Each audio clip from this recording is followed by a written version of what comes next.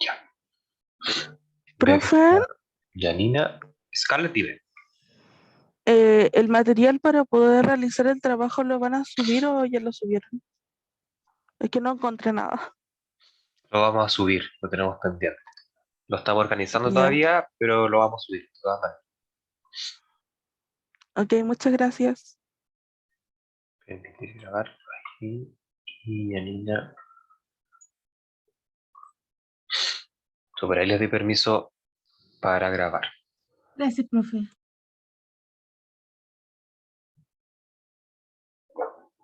¿Hay más dudas, consultas, sugerencias, reclamos, algo antes de comenzar esta clase de hoy? No, no necesariamente tienen que ser reclamos de esta cátedra.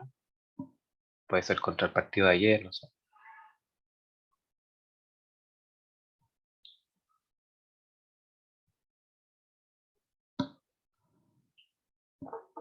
Bien, súper. ¿No era penal? Sí, bueno, hay que hacer. Ahora como que sí es mano nomás, parece. Es como un criterio. Así que no hay que hacer. Eh, pip, pip, pip, pip, pip, pip. Ya, comencemos nomás porque no tenemos tanto tiempo y no es mi idea de hoy. Entiendo que el profesor Fuchs el día lunes hizo como un repaso general de la materia de competencia que hayamos visto hasta esa fecha.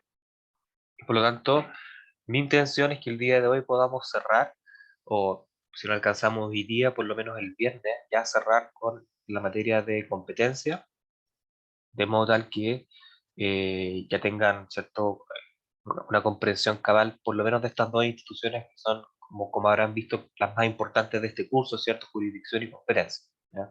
Y que de todas maneras les van a permitir y les van a servir, y desde ya, ¿cierto?, se lo adelanto, son las principales cuestiones que probablemente van a ser preguntadas en cualquier tipo de evaluación de este ramo, ¿ya? Entonces, desde ya vayan perfilando eh, que conocer bien, ¿cierto? Este contenido va a ser sumamente relevante para una eventual resolución de casos en nuestra segunda evaluación, ¿ya? Así que, por favor, cualquier duda, cualquier cosa que no les quede muy claro, ¿cierto? Háganlo presente nomás, no hay problema en volver a reiterar, ¿ya? Esa es la idea de estas clases presenciales, si no, simplemente les pasaríamos el material para leer. Voy a presentar. Pa, pa, pa, pa, pa, pa. Ya. ¿Se acuerdan que hasta la clase del lunes alcanzamos a revisar eh, las reglas supletorias en materia de la determinación de la competencia relativa, ¿cierto? Hablamos de que en materia de competencia relativa lo importante era el territorio y vimos cada una de las reglas que tenían que aplicarse.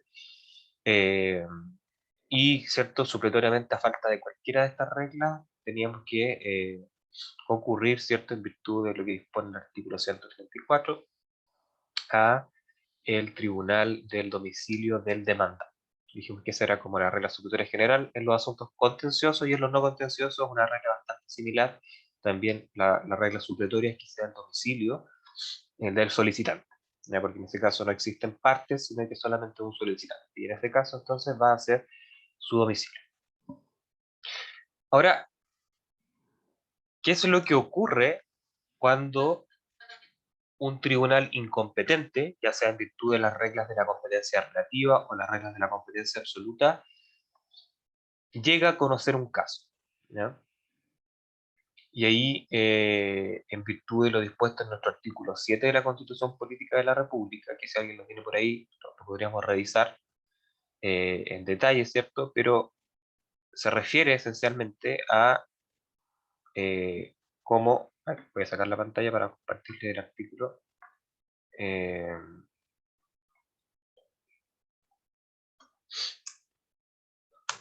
Se lo tenía preparado, pero mi computador decidió reiniciarse.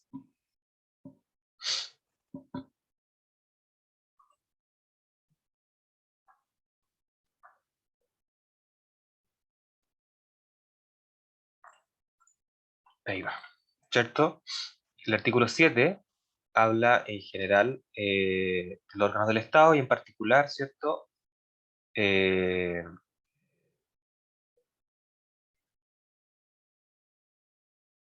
de que ninguna magistratura, ninguna persona ni grupo de personas pueden atribuirse a la representación extraordinaria, ¿cierto? Otra autoridad o derechos que les son expresamente conferidos en virtud de la Constitución o de las leyes.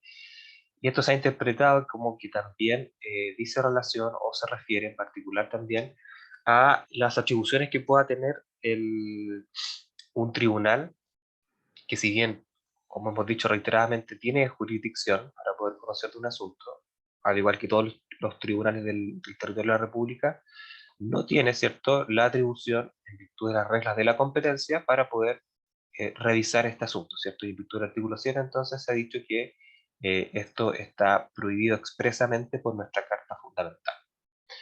De modo tal que la sanción que se ha establecido eh, en nuestro ordenamiento jurídico, ¿cierto?, para este tipo de situaciones, es la nulidad. Y les vuelvo a compartir la presentación.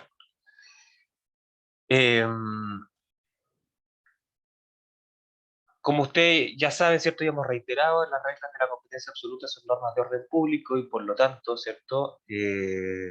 Cualquier infracción de estas no es posible de sanear por las partes y tampoco son reglas que son renunciables, es decir, no se pueden alterar simplemente por disposición o por autonomía de la voluntad de las partes.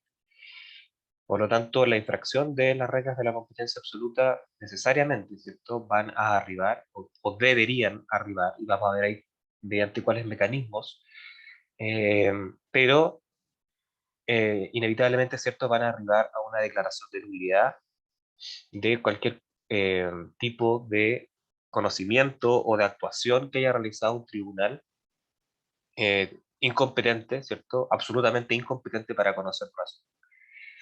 En cambio, ¿cierto? Y aquí un poco lo que revisamos en la clase del lunes, tratándose de infracciones de las reglas de la competencia relativa, que por el contrario son renunciables por las partes y por lo mismo son posibles de sanear por esta, eh, existiendo expresamente, ¿cierto?, por el legislador la posibilidad de que estos puedan prorrogar la competencia, la verdad es que una vez que se produce esta prórroga, que es un instituto legal, ¿cierto?, reconocido por nuestro ordenamiento jurídico, la verdad es que se entiende que ese tribunal, que era originalmente incompetente, habiéndose prorrogado válidamente su competencia, la verdad es que ya no es incompetente, ¿cierto? Sino que pasa a ser un tribunal perfectamente competente y por lo tanto las actuaciones que éste realice para ser válidas y por lo tanto no podrían ser declaradas como nulas. Distinto es, y ahí vamos a ver, ¿cierto?, la situación que ocurre cuando no se prorroga correctamente la competencia relativa y efectivamente la otra parte alega oportunamente la nulidad a través de uno de los medios que vamos a ver a continuación. Isadora, Hola, buenos días. buen día. Disculpa, entonces, ¿un tribunal puede estar en conocimiento de una causa aun cuando no es competente? No me quedó claro. Así es, Entonces, la efectivamente. base de la... Eso tiene que ver con la base de la inavocabilidad, ¿no? O- Sí, estoy lo que equivocada. pasa es que puede ocurrir que un tribunal que es legalmente incompetente no sepa que es incompetente para conocer el asunto, porque nadie se lo haya alegado, ¿no? Podría ocurrir que alguien no se haya dado cuenta que el tribunal sea incompetente para conocer del asunto y sea alegado quizás con posterioridad, pero efectivamente si un tribunal está conociendo el asunto, y como tú bien dices, ¿cierto?, en base a esta regla, en general, ¿cierto?, en materia de las bases de la jurisdicción, y nunca se cuestionó que podría ser incompetente, eh, podría estar conociendo perfectamente el asunto. Y aquí vamos a ver esta hipótesis, ¿ya? Cómo, lo que ocurre, ¿cierto?, cuando un tribunal incompetente está efectivamente conociendo un asunto y cómo podríamos, ¿cierto?, tanto el tribunal, vamos a ver, de oficio, eh, declarar su incompetencia, o vamos a ver también cómo las partes durante el proceso o durante determinadas etapas específicas podrían también solicitarle a este tribunal o a otro tribunal, ¿cierto?, que se declare la incompetencia de este conocimiento. Muchas gracias. No hay nada. ¿Cuáles son las formas, cierto? Entonces, en virtud de las cuales el legislador ha contemplado que las partes o el tribunal, cierto, pueden hacer valer la nulidad, perdón, la incompetencia, pero en particular, cierto, la nulidad procesal de lo obrado por uno de estos tribunales incompetentes que está conociendo el asunto. Uno, de oficio por el tribunal. ¿Ya? Vamos a ver en detalle, ¿cierto?, a qué se refiere esto. Dos, que es lo más común, ¿cierto?, y lo que está particularmente regulado en nuestro código, que es por la vía incidental.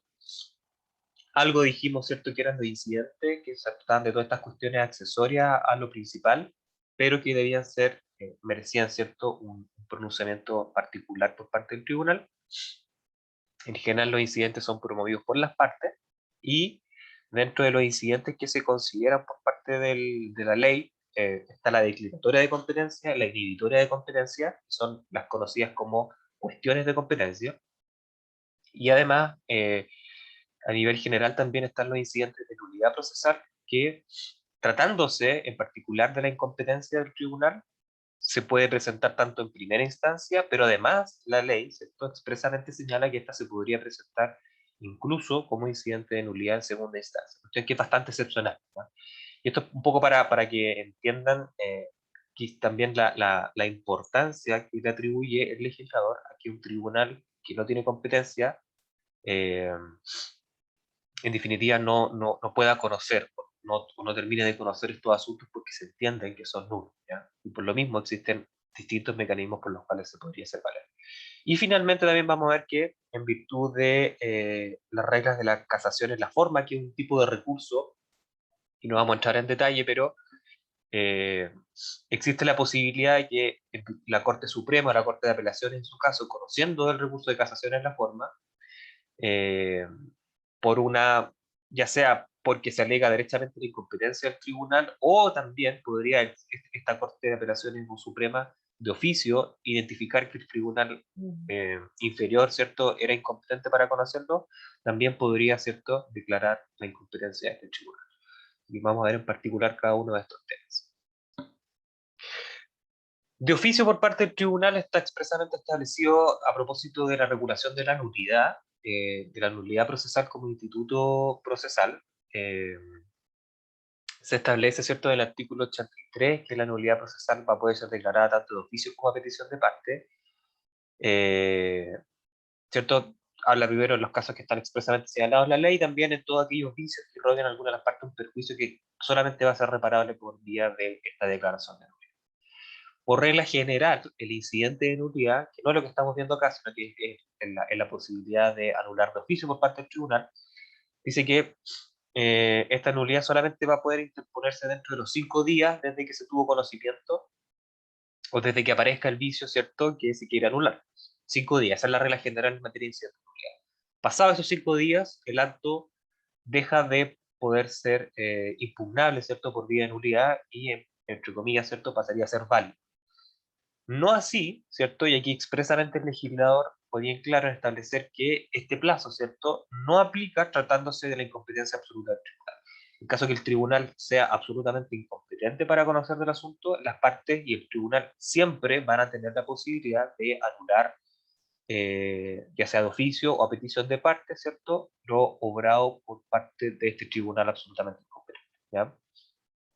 Y aquí un poco de nuevo para recalcar la importancia que le entrega el legislador al hecho de que un tribunal que es legalmente incompetente pueda conocer de este asunto. Y como ven acá, se refiere específicamente, eso sí, a las reglas de la incompetencia absoluta.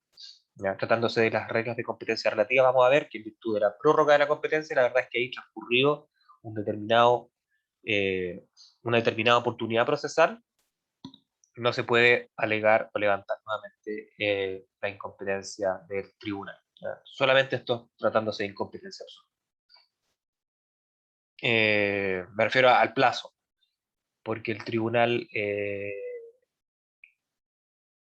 incluso tratándose de la regla de que lo puede declarar de oficio, porque la verdad es que el tribunal, si es que es relativamente incompetente para conocer del asunto, en virtud de la posibilidad de que las partes puedan prorrogarle competencia, este tampoco podría de oficio declararse incompetente, puesto que tiene que conocer del asunto de todas maneras, en virtud de esta base de la jurisdicción, ¿cierto? Por lo tanto, el tribunal, entendiendo que probablemente el demandante quiso prorrogar la competencia ante él, ¿cierto?, tampoco podría de oficio declarar su incompetencia su incompetencia relativa. Solamente esto tratándose de incompetencia absoluta por ser una regla de orden público. Y donde entiende o entendemos, ¿cierto?, por parte de la doctrina que existiría en particular la posibilidad de que el tribunal de oficio pueda declarar la incompetencia o su propia incompetencia en virtud del artículo 84, inciso final, que establece que un tribunal puede corregir de oficio, ¿cierto?, los distintos errores que observe la tramitación del proceso, dentro de los cuales se entiende que podría declarar entonces su propia incompetencia absoluta para seguir conociendo el asunto. Esto, como les digo, como no tiene un plazo asociado, podría ocurrir durante todo el procedimiento, ¿ya? No hay ninguna limitación para el tribunal para poder declarar esta nulidad. Lo ideal, por supuesto, ¿cierto?, es que lo haga ojalá lo más temprano, puesto que de lo contrario ya van a haber una masividad, ¿cierto?, de actuaciones procesales y un tiempo bastante amplio transcurrido de actuaciones las que van a tener que ser declaradas todas nulas y retrotraer el proceso, ¿cierto?, a una etapa bastante inicial, lo que va a significar un costo económico no solo para las partes, sino que también para el tribunal que tuvo que conocer de ese asunto respecto del cual era incompetente. Pero sin perjuicio de eso, lo puede hacer en cualquier etapa del proceso. ¿Alguna duda? ¿No? Súper. Profe, Por favor. no cortito, de una cosa cortita. CPC, ¿cierto? Sí. Todo está en el Código de Procedimiento Civil. Profe, yo tengo una duda. Francisca, por favor. O sea, no sé si sea un poco muy obvia, pero todo esto aplica solamente para las reglas de incompetencia absoluta, no para las de relativa. En particular, la posibilidad de declarar de oficio, sí, solamente para las reglas de competencia absoluta. Ya, Por lo que muchas gracias. acabo de señalar, que es básicamente que si un tribunal relativamente incompetente entra a conocer del asunto, esto podría ser perfectamente porque el demandante quiso prorrogarle la competencia a este.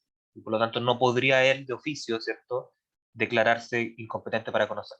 Porque podría, ¿cierto?, en virtud de la regla de la prórroga, ser legalmente incompetente a futuro. ¿Ya? Por lo tanto, no podría. Pero vamos a ver ahora entonces que existen otras vías en virtud de las cuales sí se puede alegar también la incompetencia relativa, ¿ya? Entonces, por vía incidental, que como vimos, como les comenté delante, ¿cierto?, esta posibilidad que tienen las partes de poder incidentar durante el proceso cualquier tipo de cuestiones accesorias a lo principal que se está discutiendo y que merecen un especial pronunciamiento de parte del tribunal, se puede solicitar la incompetencia del tribunal por dos vías. La primera, que está regulada en el artículo 111 del Código de Procedimiento Civil, es la que se conoce como declinatoria de competencia, ¿ya? Esto está literalmente definido por parte del legislador, o sea, no hay mucho mayor trabajo, ¿cierto?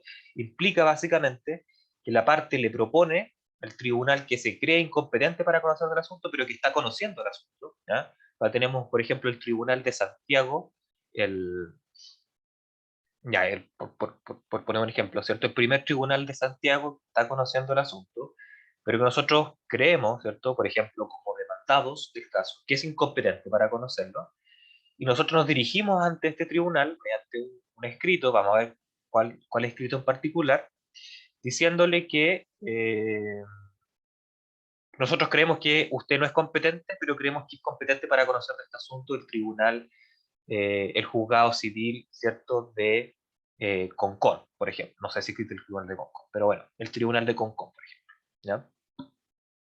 Pidiéndole entonces a este tribunal, el Tribunal de Santiago, oiga, absténgase de conocer de este asunto y por lo tanto decline su competencia en favor del tribunal de Concón, ¿ya? Entonces, un poco el esquema es bastante sencillo, ¿cierto? Nosotros tenemos un tribunal que se cree incompetente, que nosotros creemos que es incompetente y que está actualmente conociendo el asunto, y vamos a ver que nosotros, a través de una excepción dilatoria, que son aquellas que están reguladas en el artículo 303 del Código de Procedimiento Civil, o también, ¿cierto?, podría ser que a través de un incidente de nulidad, nosotros solicitemos ante el tribunal que está conociendo el asunto, pero que no es competente, que decline su competencia para que lo conozca el tribunal que a nuestro juicio, ¿cierto?, es el competente. ¿Qué es lo que ocurre aquí, ¿cierto? Hay dos formas en las que podríamos solicitarlo. La primera, ¿cierto?, que es la más común, es a través de la excepción dilatoria contemplada en el número primero del artículo 303 que les comenté, ¿cierto? Que regula taxativamente cuáles son las excepciones dilatorias que se podrían presentar como defensas, ¿cierto? Por un demandado al momento de tener que responder una demanda, ¿ya? Vamos a ver en particular la regulación de estas excepciones dilatorias, pero la presentación de estas excepciones son una primera defensa que puede interponer cualquier tipo de demandado ante un libelo, ¿ya? Básicamente, antes de contestar la demanda, uno puede interponer las excepciones dilatorias que se refieren más bien a cuestiones de aspectos formales, como ocurre especialmente tratándose de la incompetencia del tribunal, ¿ya? Entonces es una oportunidad procesal bastante específica que es previa a que el demandado conteste o haga cualquier otro tipo de alegación de fondo. Es una etapa previa, ¿cierto?, en la cual se trata solamente de aspectos formales. Y como les digo, está expresamente señalado en la ley cuáles son estas causales formales en virtud de las cuales un demandado podría presentar estas defensas, y además existe una oportunidad procesal bastante específica. Si se nos pasa esta oportunidad procesal, la verdad es que aquí, por ejemplo, tratándose de la incompetencia relativa, como les comentaba, aquí se va a entender que si es que no se alega oportunamente por parte del demandado la incompetencia relativa, como comentábamos en la clase anterior, ¿cierto?, va a entenderse que este prorroga la competencia, ¿ya? Pero esta vía sirve para alegar tanto la incompetencia relativa como la incompetencia absoluta del tribunal, ¿ya? Esa es una forma.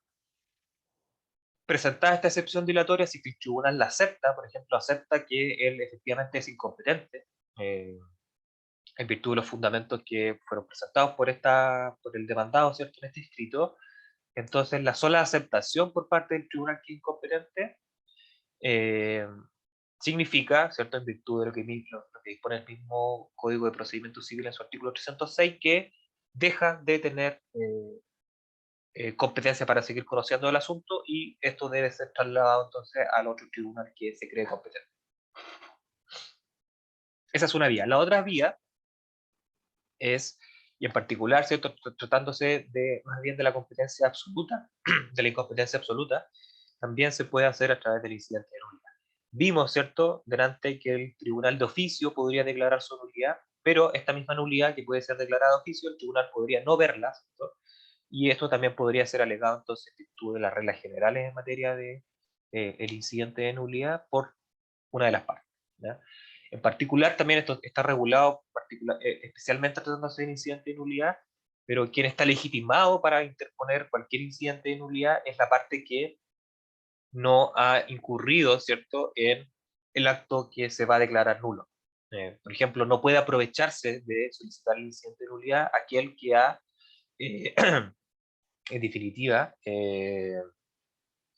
promovido o facilitado, ¿cierto?, que se realice esa actuación. En ese caso, por ejemplo, no podría presentar un incidente de nulidad la misma parte que presentó la demanda ante un tribunal incompetente, ¿no?, sino que solamente puede presentar este incidente de nulidad la otra parte, que sería en este caso normalmente, ¿cierto?, el demandado. El demandante no, porque fue este mismo quien promovió la acción, ¿cierto?, ante un tribunal incompetente. ¿Dudas hasta acá?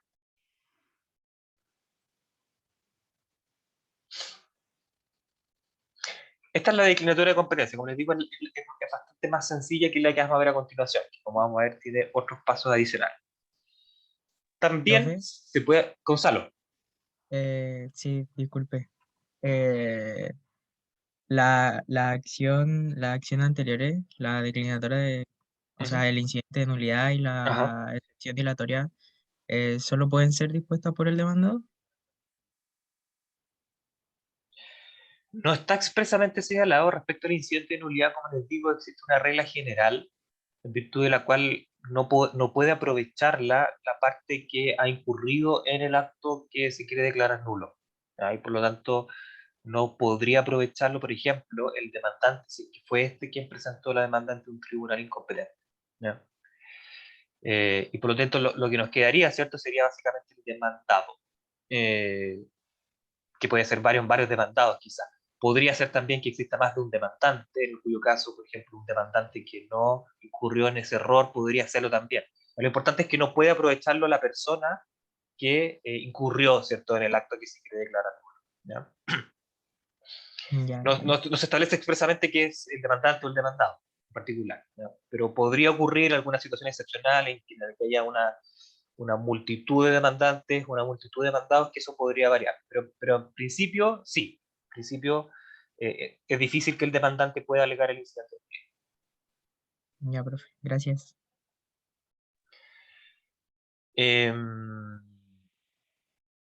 Y la excepción dilatoria, sí, solamente la puede presentar el demandado, ¿ya? Porque es una oportunidad especial, ¿cierto?, que tiene el demandado en particular antes de contestar el fondo de la demanda, ¿ya? Y eso solamente lo puede presentar el demandado.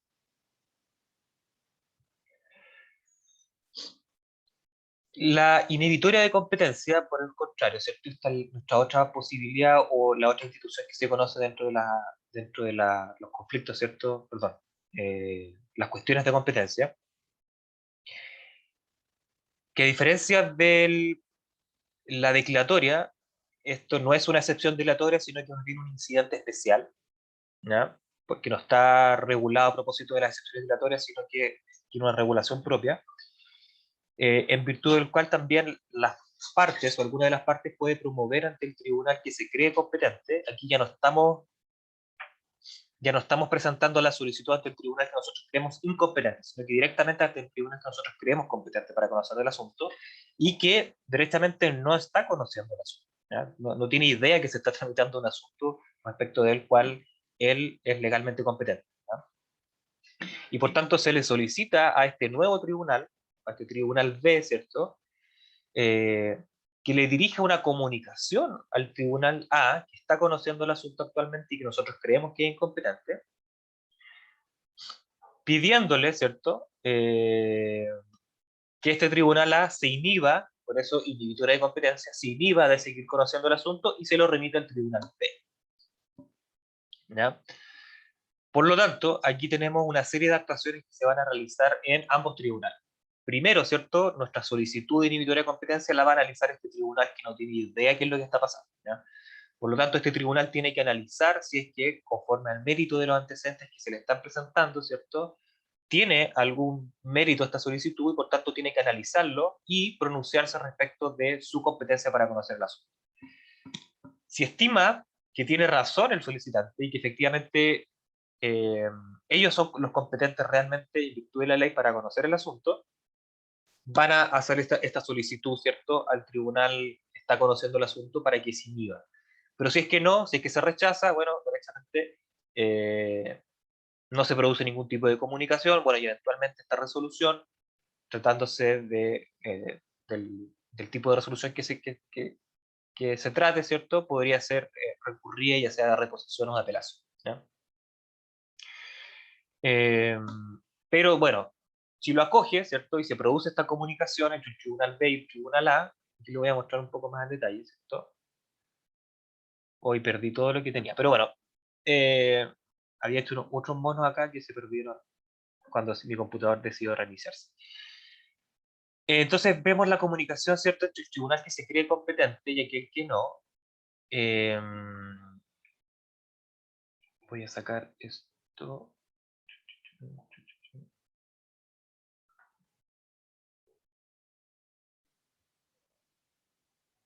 Bueno, en fin.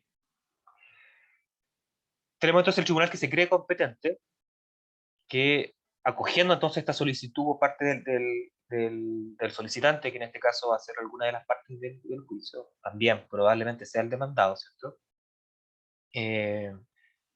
Dirige una comunicación entonces al tribunal que se cree incompetente, que es lo que se conoce como la inhibitoria de competencia o la comunicación de que se inhiba, y por lo tanto aquí se va a producir nuevamente por parte del tribunal que está conociendo actualmente el asunto una discusión también sobre este punto.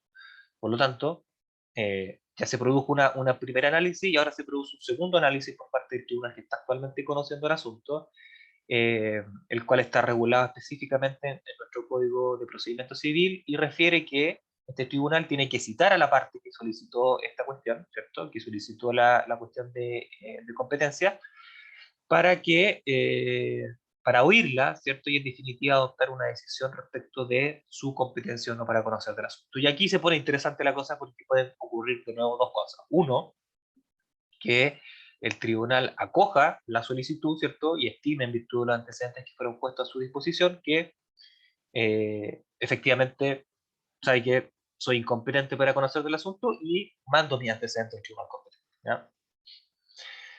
Pero puede ocurrir que este tribunal diga, no, a mi juicio, yo también soy competente o derechamente soy el único competente para conocer de esto. Acuérdense que aquí podríamos tener eventualmente algún tipo de competencia acumulativa, qué sé yo. Y puede decir, no, sabe que yo soy el competente para conocer el asunto, así que eh, no le voy a mandar los antecedentes al tribunal que lo está solicitando, que yo me inhibo, no me voy a inhibir.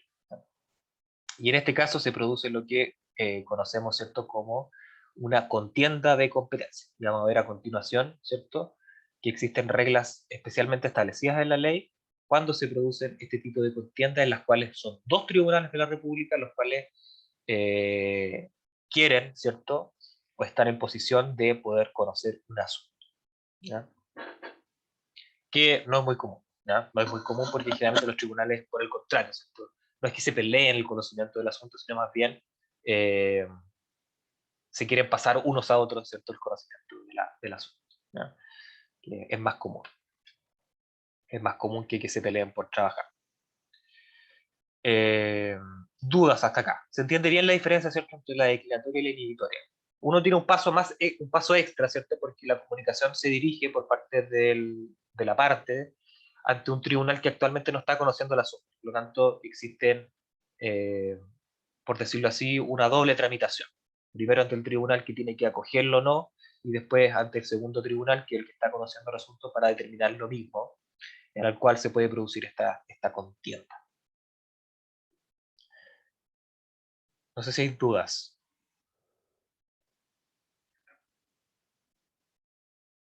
Parece que no. Avancemos entonces. Sí, efectivamente se perdió lo que yo había puesto acá, pero creo que está más adelante de todas maneras. Gracias, Génesis. Yo había puesto acá directamente las cuestiones perdón, los conflictos de competencia, pero se perdieron. Así que déjenme ajustarlo brevemente para revisarlo ahora, porque si no después se nos va a perder. Cuestiones de competencia. Aquí está.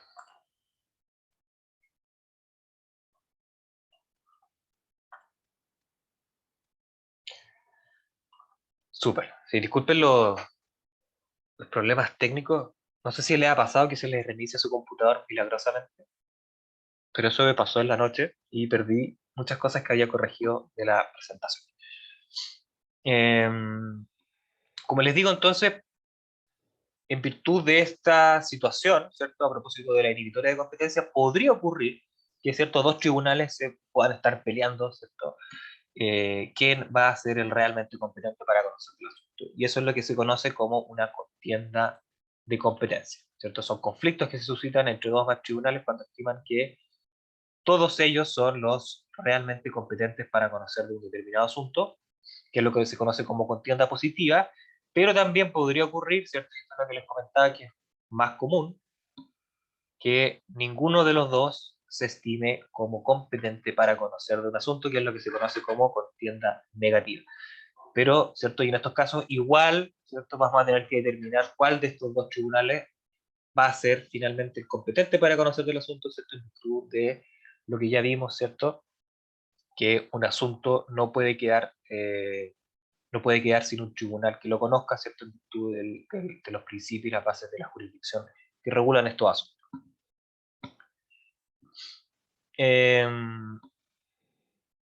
Esto está expresamente señalado en la ley, ¿cierto? Y se distingue entre los distintos tipos de jerarquía que podrían tener los tribunales que están teniendo esta contienda de competencia, ¿cierto?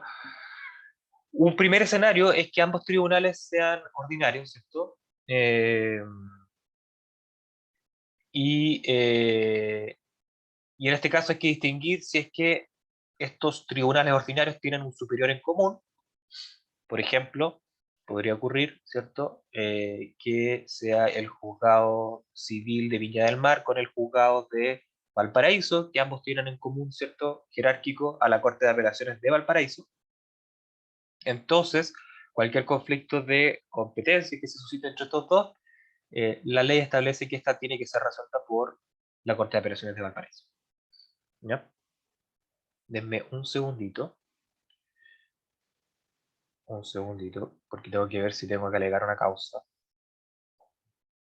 Espero que no. Excelente, no se va a ver.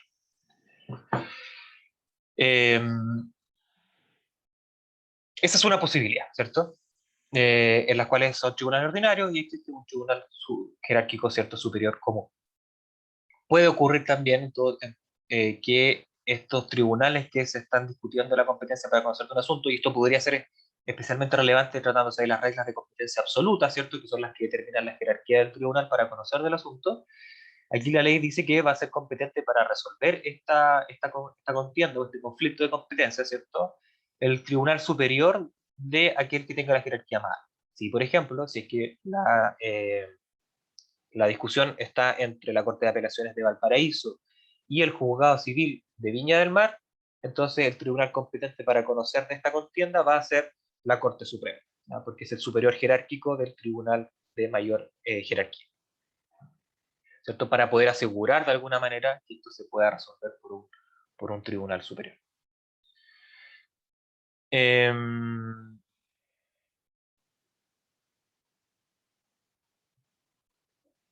Puede ocurrir también que se trate de tribunales que dependan de distintos superiores jerárquicos. Así, por ejemplo, podría ocurrir que la contienda sea entre un juzgado civil, sigamos el mismo ejemplo, ¿cierto? El juzgado civil de Viña del Mar, pero que tiene un conflicto de competencia con el juzgado civil de Santiago, ¿ya?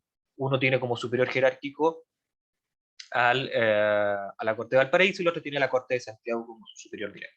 Entonces ambos tienen superiores distintos y por lo tanto hay que determinar cuál de esos tribunales va a resolver esta contienda. Y ahí se establece que la regla es que esto lo va a resolver el tribunal o el superior jerárquico del tribunal que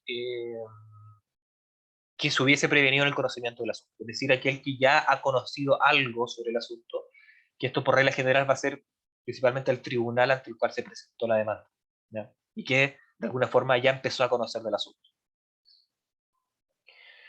Y para efecto de todas estas reglas anteriores, se entiende que también, como podrían surgir conflictos de competencia entre jueces árbitros o entre jueces árbitros y tribunales ordinarios, se va a entender que los jueces árbitros de primera, segunda o única instancia van a tener como superior, para efectos de estas reglas, la respectiva Corte de Apelaciones, ¿cierto? Del domicilio de la comuna en la cual están funcionando, ¿ya? Profe, Eso sin perjuicio de que sea susceptible de recurso de apelación, o está lo mismo, ¿cierto? Pero para efectos de esta regla se va a entender que es la Corte de Apelaciones de donde está funcionando. Sí, alguien me dijo, profesor. es que no entendí cómo se resolvería. ¿Cuál? ¿O todo? No, esto, el segundo escenario que se da entre los tribunales que tienen dependencia de distintos tribunales superiores. Sí, lo que pasa es que cuando existe una contienda de competencia, lo común, ¿cierto?, es que algunos de los tribunales que se están peleando, ¿cierto?, la competencia, de alguna forma ya se haya prevenido el conocimiento del asunto. Esto es que, por ejemplo, en el caso que vimos de la inhibitora de competencia, teníamos un tribunal que se creía incompetente pero que estaba conociendo del asunto, y teníamos un segundo tribunal que nosotros creíamos competente pero que no estaba conociendo del asunto, ¿ya? Y por lo tanto nosotros nos dirigíamos a este para que se dirija a este, para que este le mande los antecedentes al otro, ¿ya? En ese caso, en el caso de que estos dos tribunales dependan de tribunales superiores jerárquicos diversos, ¿ya? Por lo tanto tenemos que elegir alguno de estos tribunales superiores jerárquicos para que resuelva la contienda. La misma ley nos dice que en estos casos vamos a preferir el tribunal superior jerárquico del tribunal que ya estaba conociendo del asunto, en este caso del primer tribunal, ¿ya? Ante el cual se presentó la demanda o ante el cual se presentó, por ejemplo, una medida prejudicial, etc. ¿Ya? Pero ante el tribunal que efectivamente ya estaba conociendo del asunto, no ante este otro nuevo tribunal que es el que le quiere quitar la competencia. ¿Se entiende mejor así? Sí, gracias, profe. Súper. Súper. ¿Más dudas hasta acá? Bueno, eso es lo que pasa, ¿cierto?, en tribunales ordinarios. Vamos a ver que también puede ocurrir que existan contiendas de competencia entre tribunales especiales, entre ellos mismos, ¿cierto?, entre distintos tribunales especiales o entre tribunales especiales y los tribunales ordinarios. Aquí las reglas son bastante similares, ¿cierto?, si es que se trata de tribunales especiales entre estos o entre tribunales especiales con tribunales ordinarios y que dependan de una misma corte de apelaciones, la contienda entonces va a ser resuelta por esa corte de apelaciones. Y regla bastante similar también va a ocurrir en caso de que estos tribunales especiales como ordinarios, ¿cierto?, dependan de distintas cortes de apelaciones o de distintos tribunales superiores. También se dispone que la contienda de competencia va a ser resuelta por la corte de apelaciones del tribunal y ya se hubiese prevenido el conocimiento del asunto. Recuerden que cuando hablamos de tribunales especiales nos referimos a aquellos que pueden o no formar parte, ¿cierto?, del Poder Judicial. Lo vamos a ver a continuación en las clases que vienen, que nos quedan. Vamos a ver bien esta clasificación de tribunales especiales y ordinarios, pero para que lo tengan presente se refiere más bien a los tribunales, por ejemplo, de familia, a los tribunales laborales, etc., que están establecidos especialmente con, o tienen cierto un conocimiento especial para determinados asuntos. Y en estos casos, ¿cierto?, que surja alguna cuestión de competencia, las reglas son bastante similares al caso anterior.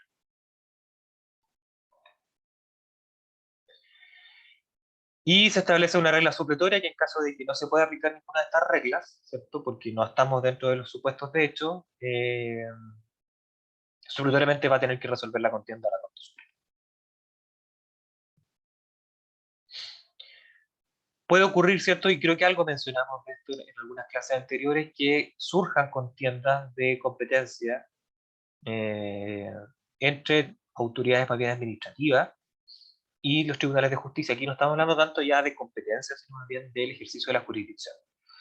Pero en este caso también está regulado expresamente por el legislador y bueno, se establece que cuando sean cuestiones de competencia entre autoridades políticas y los tribunales inferiores, todo tiene que resolver el Tribunal Constitucional. Esto está mal, ojo, es la Corte Suprema. A ver, sí, ahí lo voy a revisar porque esto fue modificado. Pero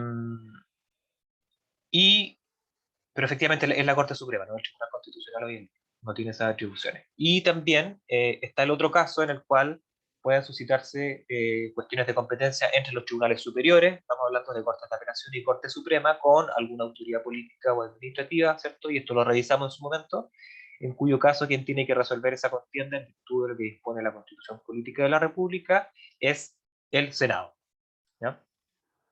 Y esto lo revisamos, así que me imagino que lo tienen más o menos claro. Eso es respecto a las famosas contiendas de competencia que me interesaba que lo resolviéramos antes de entrar a revisar lo último que nos quedaba. Voy a dejar de compartir para volver atrás.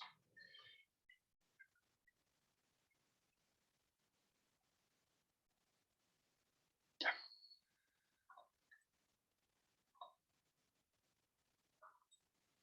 ¿De qué otra forma entonces se podría, por parte de las partes, alegar la incompetencia del tribunal? Hay un mensaje en el chat, profe, entonces el artículo tampoco está bien.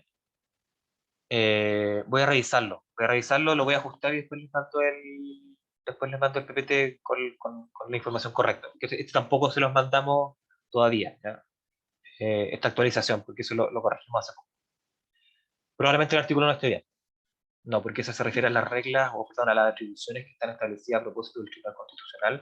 Y como esas atribuciones no las tiene el Tribunal Constitucional, el artículo también debe estar mal. Así que sí, Claudia, el artículo no está bien.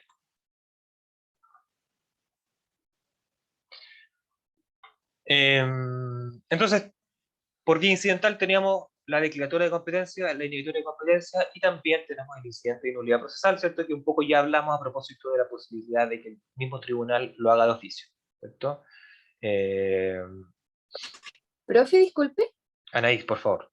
¿Lo que vimos recién de las contiendas de competencia venía luego de la inhibitoria de competencia o venía antes que todo lo que vimos hoy día?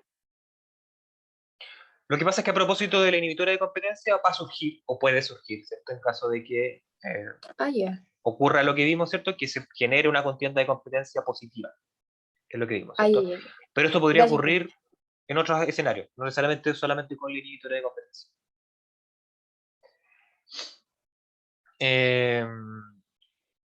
Una tercera posibilidad, ¿cierto? Entonces, es que se produzca un incidente de nulidad procesal iniciado de parte, ¿cierto? No de oficio por parte del tribunal, en virtud de los artículos 83 y 85 del Código de Procedimientos Civil. Como les comentaba, ¿cierto? Excepcionalmente, tratándose de la incompetencia absoluta, no existe un plazo para que la parte pueda interponer este incidente de nulidad, ¿cierto? No está este plazo de 5 días, sino que excepcionalmente se puede presentar durante cualquier momento del proceso. Respecto al incidente de nulidad procesal, sin embargo, existen algunas reglas específicas, tratándose de un incidente que está regulado específicamente, ¿cierto?, en nuestro Código de Procedimiento Civil, y estas son, por supuesto, que tiene que existir un juicio pendiente, tiene que haberse iniciado un proceso pendiente. Que este proceso, ¿cierto?, se tramita ante un tribunal que es absolutamente incompetente, solamente procede respecto de la incompetencia absoluta y que el juicio se encuentra actualmente pendiente. ¿Por qué es importante saber esto? Porque podría ocurrir, por ejemplo, que un juicio, un proceso se haya tramitado completamente ante un tribunal que era incompetente. Y nosotros, ya sea por negligencia, porque no nos dimos cuenta antes, ¿cierto?, nunca alegamos esta incompetencia.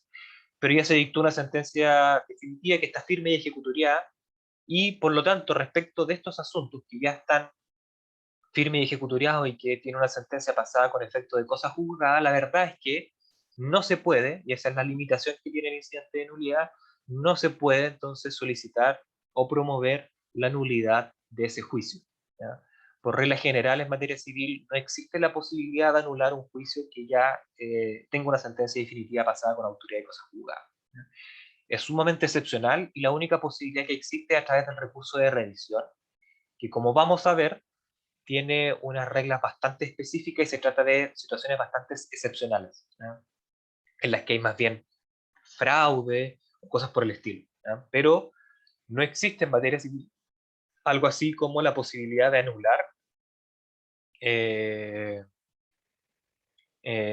procesos que ya hayan sido finalizados, ¿cierto?, y que estén pasados por la autoridad de cosas juzgadas. En esos asuntos, por decirlo coloquialmente, ¿cierto?, ya pasó la vieja, e independiente de que podríamos argumentar que deben ser declarados nulos, la verdad es que la oportunidad procesal para solicitar esta nulidad ya no existe. Por lo tanto, precluyó dicha posibilidad, y el ordenamiento jurídico, en virtud, ¿cierto?, de la seguridad jurídica que le debe a sus ciudadanos, va a entender que para todos los efectos este procedimiento fue válido y por lo tanto va a producir todos sus efectos entre las partes, ¿ya? Es una cuestión que hay que tener bastante presente. No existe algo así como una posibilidad de anular actuaciones previas cuando el proceso en particular o este procedimiento, ¿cierto?, haya finalizado y la sentencia esté firme y ejecutoriada, ¿ya? Ahí ya no hay ninguna posibilidad. Y finalmente, también existe la posibilidad, excepcionalmente, ¿cierto?, que lo que les comentaba, que está regulada en el artículo 305, de que las partes pueden interponer la excepción de incompetencia ante el tribunal de segunda instancia.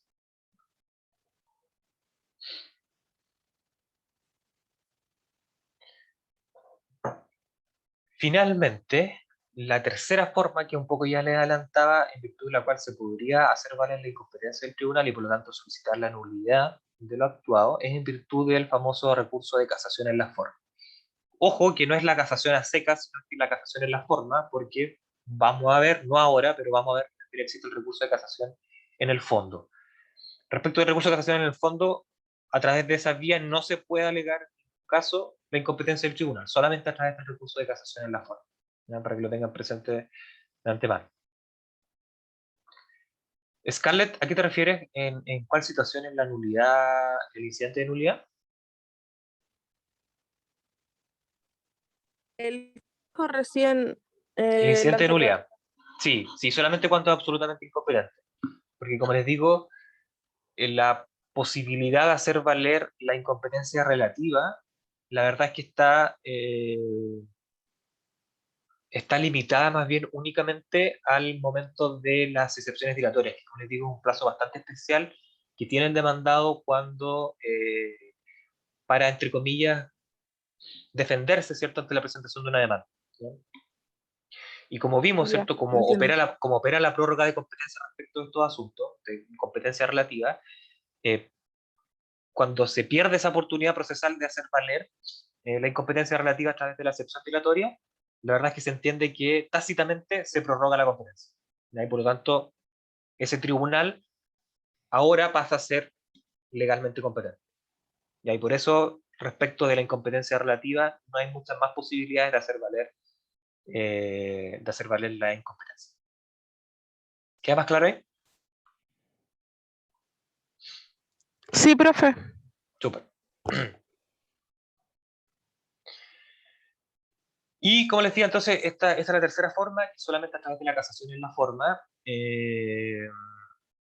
que a grandes rasgos es un tipo de recurso que pueden presentar las partes, ¿cierto?, para invalidar una sentencia definitiva, o ahí vamos a ver que son también otras sentencias, que son las interlocutorias, que ponen término al juicio, hacen imposible su continuación, cuando estas resoluciones hayan emanado de un procedimiento viciado, ¿cierto?, o cuando no hayan cumplido con algunos requisitos legales en su dictación, es decir, se refiere a aspectos formales, y por eso se llama casación en la forma. Existe una serie de causales tan establecidas expresamente por el legislador, en virtud de las cuales se va a entender que existe algún vicio del procedimiento o que existe algún incumplimiento de requisitos legales para la dictación de esta resolución, en los cuales se va a entender que se cae en la casación de la forma. Y uno de estos, precisamente, es cuando dicha resolución, esa sentencia definitiva o interlocutoria, haya sido pronunciada por un tribunal incompetente. Una particularidad, eso sí, del del recurso de casación en la forma, es que no basta con que la parte, ¿cierto?, se haya dado cuenta recién ahora o haya alegado recién ahora la incompetencia del tribunal, sino que exige la ley que el recurso de casación en la forma se prepare. ¿Qué significa que el recurso se prepare? Que esta parte que lo está alegando ahora, ¿cierto?, a través del recurso de casación en la forma,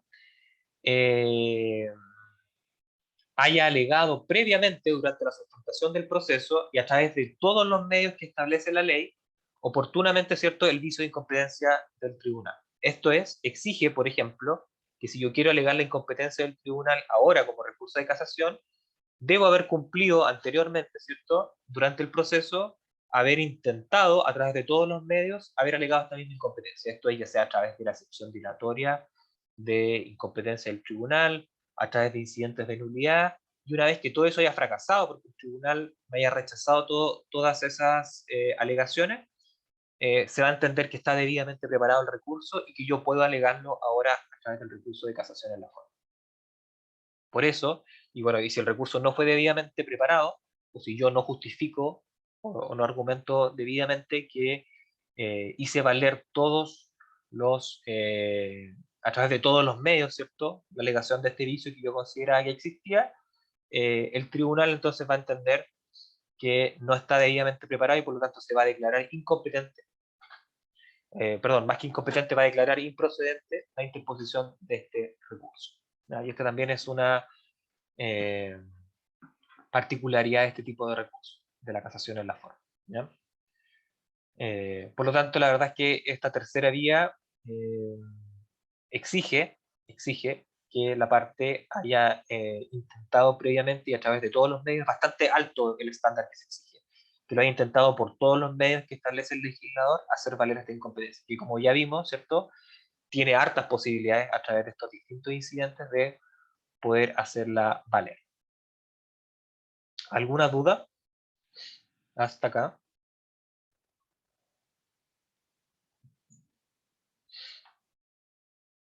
Excelente. Entonces creo que estamos en... Ay, acá Aquí tengo un problema porque esto yo lo modifiqué y no quedó modificado. Así que en vez de revisar la PPT, que la voy a modificar de todas maneras antes de poder mandársela a ustedes, les voy a mostrar en particular cómo están estas reglas el día de hoy. Y aquí tengan ojo, porque en el manual del profesor Maturana, que es el manual que nosotros les subimos a su disposición para poder repasar la materia, las reglas de distribución de competencia están, perdón, de distribución de causa no están actualizadas. Por lo tanto, y por lo mismo, este PPT que está desactualizado, porque está en base a ese manual, yo lo modifiqué y no sé qué pasó, pero en definitiva les voy a mostrar la ley al día de hoy para que veamos en particular cómo está tratado este tema. Nosotros sabemos, ¿cierto?, que una vez que hayamos revisado que nuestro tribunal, en virtud de las reglas de competencia absoluta, cuál es la jerarquía del tribunal, ¿cierto? Revisamos eso. Después revisamos en virtud de las reglas de competencia relativa cuál tribunal dentro de esta misma jerarquía va a ser el competente para conocer del asunto, ¿cierto? Y ahí revisamos que primero hay que analizar si existe la prórroga de competencia, luego si es que existe algún tipo de regla especial, luego revisar el tipo de acción, si es que acción mueble o inmueble, y supletoriamente, ¿cierto?, vimos cuál es la regla especial. Entonces, una vez que sabemos cuál tribunal dentro de esa competencia, sabemos más o menos cuál va a ser el competente, pero puede ocurrir, y cada vez es más frecuente, ¿cierto?, con la instalación de más tribunales en las distintas comunas del país, que en virtud de estas reglas de competencia relativa, sea en el fondo más de un tribunal el competente para conocer el asunto. Y eso pasa, por ejemplo, en Santiago, en el cual tenemos 30 juzgados civiles de Santiago, ¿ya? Y en virtud de las reglas de competencia relativa, todos estos tribunales podrían ser competentes para conocer del asunto, porque todos ellos tienen competencia respecto de esta agrupación de comunas, de esta gran agrupación de comunas, ¿cierto?, que es Santiago. ¿Y qué ocurre en ese caso, cierto? Ahí nos preguntamos, bueno, ¿cuál de estos 30 tribunales van a conocer del asunto? ¿Qué creen ustedes? ¿Cuál de estos 30 tribunales va a conocer del asunto?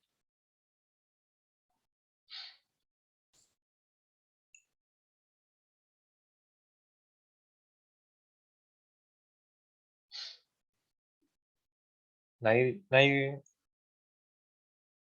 tiene alguna opinión? ¿Cómo creen El que que se resuelve? corresponde, Yanine? el que A ver, corresponde donde se presentó la asunto. ¿cómo así?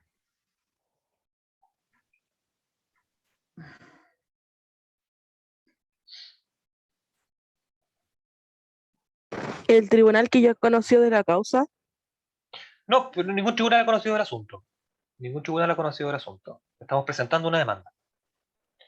Estamos presentando una demanda, por ejemplo, y sabemos que en virtud de las reglas de la competencia relativa, porque, por ejemplo, el domicilio del demandado es en la comuna de Pudahuel. No, Pudahuel no, porque es un mal ejemplo. Pero, por ejemplo, es de la comuna de Recoleta y por lo tanto nosotros lo tenemos que presentar ante el tribunal, Santiago. ante Santiago, ¿cierto? Sí. Pero son 30 tribunales en Santiago. O sea, ¿ante cuál creen ustedes que va a conocer ese asunto? ¿El primero, el segundo, el tercero, el cuarto, el quinto? ¿O el 30? Ahí hay una respuesta en el chat. El estimado por las partes. O sea, por ejemplo, que el demandado podría elegir el número del tribunal. Valeria, si te interpreto bien. ¿Podría hacer eso? Sería bueno. Sería pero bueno. no hay como un tribunal que sea como indicado para las personas que son de la comuna de Recoleta, así como el tribunal 1 va a ser para este, ¿no? No. Para todos van a ser competentes todos los juzgados de Santiago, los 30. Vamos a ver que en materia penal es distinto, porque ahí sí, ahí efectivamente existe una regla como la que tú mencionas. Pero acá en Santiago no, son los 30 competentes para conocer de toda esta agrupación de... Pero sería bueno, podría ser una forma, ¿cierto?, en la que se podría resolver este asunto, ¿cierto? Decir que, por ejemplo, el primero va a conocer los asuntos de la comuna de Santiago, el segundo va a conocer los asuntos de la comuna de Recoleta, otro de Providencia, etc. Como ya se nos acabó el tiempo, no lo vamos a resolver hoy día, sino que lo vamos a revisar en el tiempo que nos quede el día viernes después de nuestro ejercicio con el Kahoot, ¿ya? Así que, bueno, desde ya si alguien quiere poder revisarlo, también lo puede mandar como estas famosas tareas que hace el profesor Fuchs. Si alguien lo quiere revisar, ¿cierto? Lo puede escribir a través del correo electrónico, ¿cierto? Para alguna décima. Pero igual, de todas maneras, lo vamos a revisar con todo el curso el día viernes. Así que les dejo la Profe, tarea, ¿cierto? Scarlett, dime. quedé igual en duda con la última tarea del profesor Fuchs porque no logré llegar a la respuesta, pero quisiera saber cuál es. Pucha, el problema de las tareas que da el profesor Fuchs es que no me avisa cuál tarea da. Así que te voy a revisar tu correo y te escribo el correo mejor, porque la verdad es que no sé qué pregunta. Ya. Pero era algo así como, ¿en qué ocasiones un tribunal como que puede actuar fuera de su jurisdicción, o su territorio de jurisdicción, sin ex aorto? Sin exhorto. Scarlett, Eso. ¿Mm? yo le mandé al profe igual el correo y la tuve buena. Era la inspección personal del tribunal. Eso. Gracias. La inspección personal del tribunal, efectivamente.